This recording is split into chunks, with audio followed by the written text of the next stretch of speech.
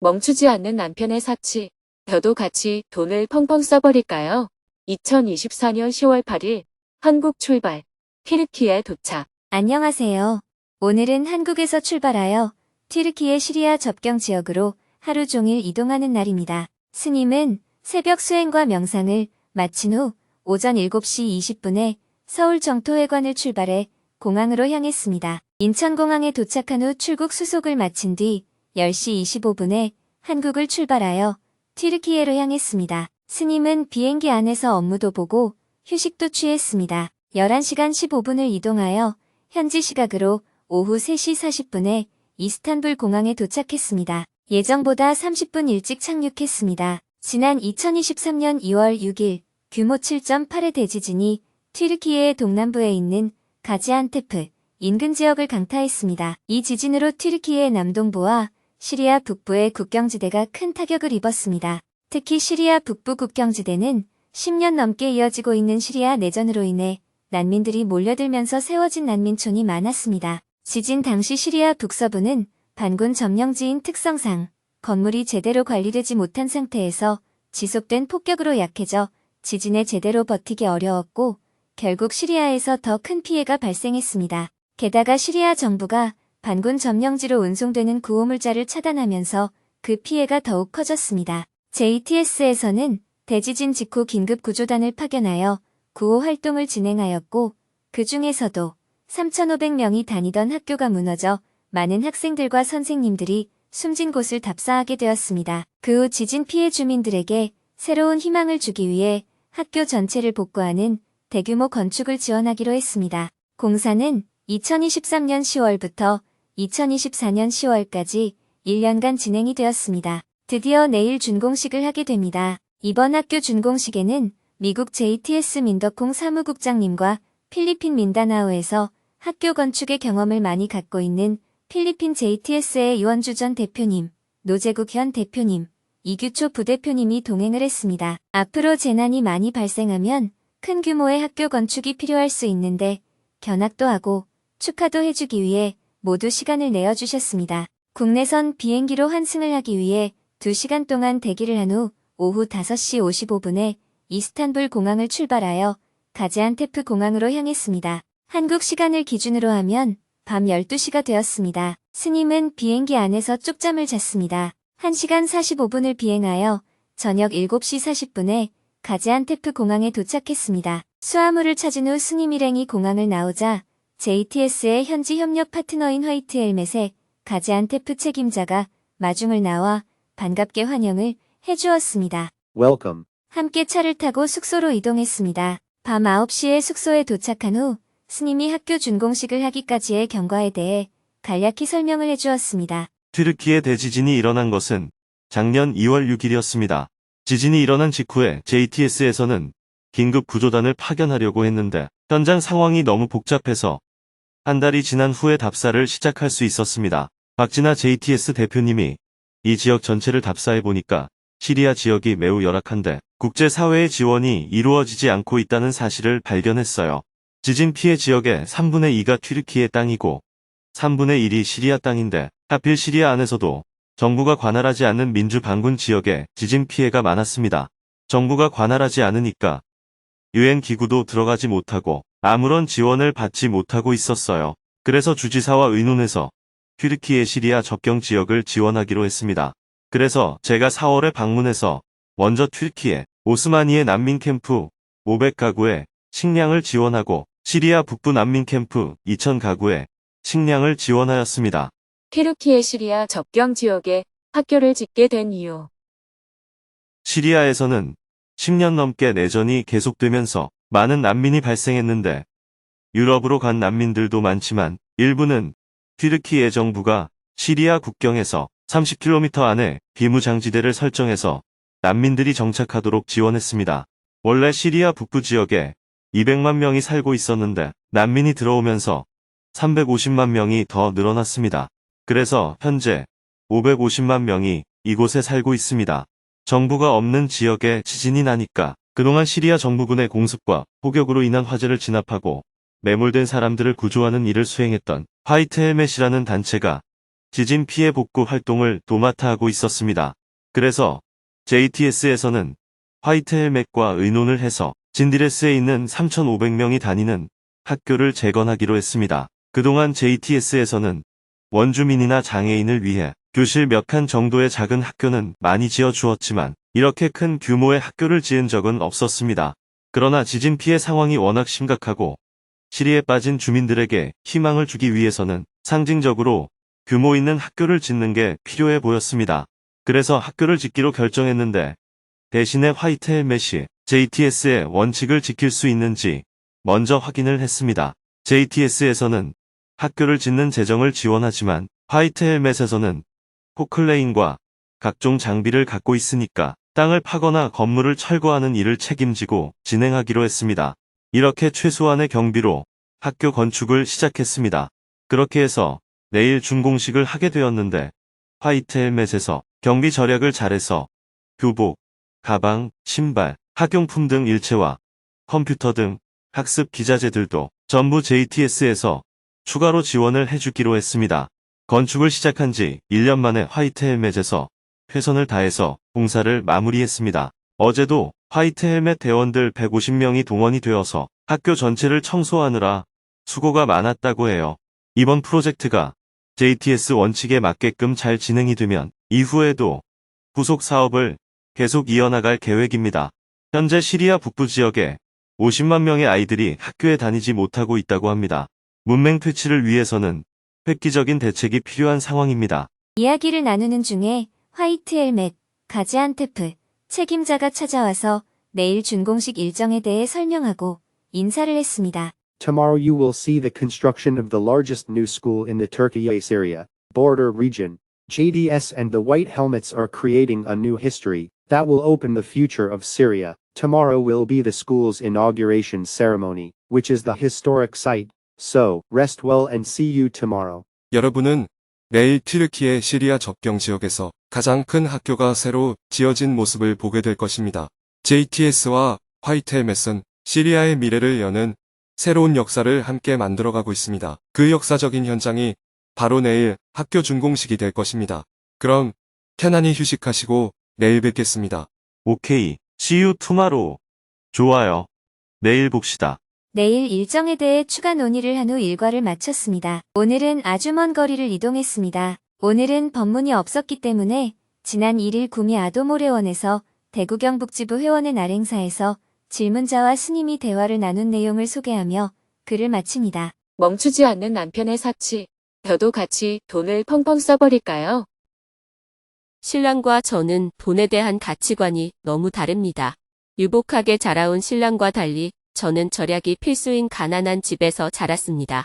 신랑은 화려하고 고급스럽고 세련된 가전제품, 차, 옷, 문화생활을 원합니다. 아내인 저도 고급스러운 차림을 하고 다니기를 바랍니다.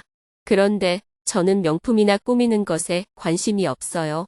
제가 부끄럽다고 부부 모임에 격리 사원을 대신 데리고 간 적도 있습니다.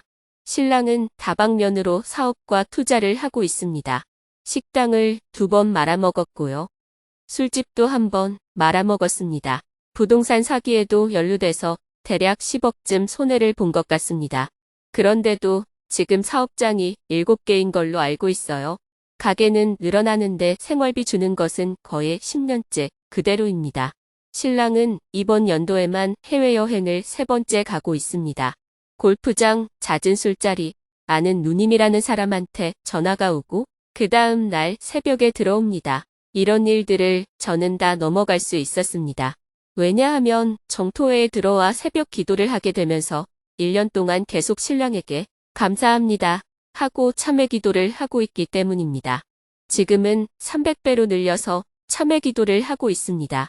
그런데 이제 참회 기도에 대해 조금 회의가 생깁니다. 신랑에게 돈 벌어다 주어서 감사합니다 하고 계속 감사 기도를 하는 게 맞을까요? 아니면 신랑은 신랑대로, 저는 저대로, 제가 하고 싶은 대로 할게요 하면서 크게 망할 때를 대비해서 그냥 같이 돈을 써버리고 싸우지 않는 게 나을까요? 왜 신랑이랑 같이 돈을 써버리고 안 싸우려고 그래요? 돈을 안 쓰고 안 싸워도 되잖아요. 신랑의 가치관이 10년째 변하지 않아서 그렇습니다. 사람의 가치관은 쉽게 바뀔 수 없습니다. 나는 돈을 쓰더라도 화려하게 살고 싶은데 신랑이 구두쇠인 경우와 신랑은 생활을 화려하게 하고 싶은데 나는 절약하는 경우 이 둘 중에 어느 상황에서 생기는 갈등이 본인한테 덜 힘들 것 같아요? 저는 차라리 신랑이 사업을 안 하고 월급쟁이를 하고 저도 맞벌이하며 살고 싶어요. 증문즉서를 하다 보면 신랑이 구두쇠라서 돈을 콱 틀어쥐고 낡은 구두 신고 다 떨어진 양복을 20년째 입으면서 부인한테 돈도 안 주는 경우가 있습니다. 부인이 뭐 하나 사려고 해도 잔소리를 하며 돈을 못 쓰게 하는 사람이 있어요. 그렇게 극단적으로 구두쇠인 남편하고 사는 것과 나보다 더 소비하고 사치하는 남편과 사는 것 중에 어느 것이 더 살기가 쉬울까요? 잘 모르겠습니다. 제가 지금 가장 걱정하는 것은 신랑의 사업 규모가 너무 커져버려서 부도의 위기가 닥쳐오면 저희가 크게 망할 것 같다는 거예요. 그 문제는 뒤에 얘기하고 우선은 이 생각부터 해보세요. 구두쇠인 신랑하고 사는 게 더 힘들겠습니까? 질문자의 신랑처럼 돈을 많이 쓰고 사는 사람하고 사는 게 더 힘들겠습니까? 저는 구두쇠가 나을 것 같습니다. 제가 능력은 안 되지만 같이 맞춰서 살 자신이 있습니다. 그럼 여기 있는 청중들한테 물어봅시다. 구두쇠 신랑하고 사는 것이 돈 펑펑 쓰는 신랑하고 사는 것보다 쉽겠다고 생각하는 사람이 있으면 손 들어보세요. 질문자와 같은 생각을 하는 사람은 딱 두 사람만 있네요. 나는 절약을 하고 싶은데 신랑이 내 돈을 가져가서 써버린다면 문제가 됩니다. 그런데 남편이 부모로부터 상속을 받든 자기가 벌어서든 자기 돈을 쓰는 것은 어떻게 할 수 없는 일이에요. 그런 사람하고 살면서도 내가 근검 절약하며 살고 싶으면 나만 돈을 아껴 쓰면 됩니다. 그런데 신랑이 완전히 구두쇠인 경우에는 내가 더 살기가 힘들어요. 그래서 질문자의 상황이 훨씬 쉽다고 이야기하는 겁니다.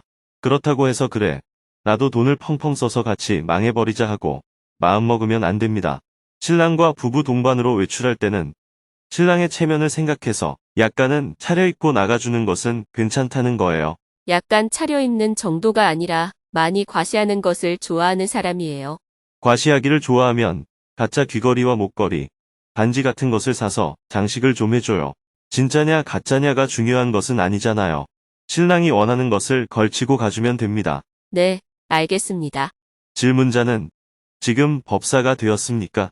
저는 2월에 정포경전대학을 졸업했습니다. 정포경전대학을 졸업했으면 5개도 못 받았네요. 일반 회원입니다. 그러면 장신구 같은 것은 좀 해도 괜찮아요. 일반 회원인 수행자가 지켜야 하는 5개에는 귀걸이, 목걸이를 달면 안 된다는 계율이 없습니다. 죽이지 마라, 때리지 마라, 훔치지 마라, 성추행하지 마라, 거짓말하고 욕설하지 마라, 술 먹고 취해서 행패 부리지 마라 하는 내용들만 있어요. 그런데 법사가 되면 서원 행자들이 지키는 계율을 따라야 합니다.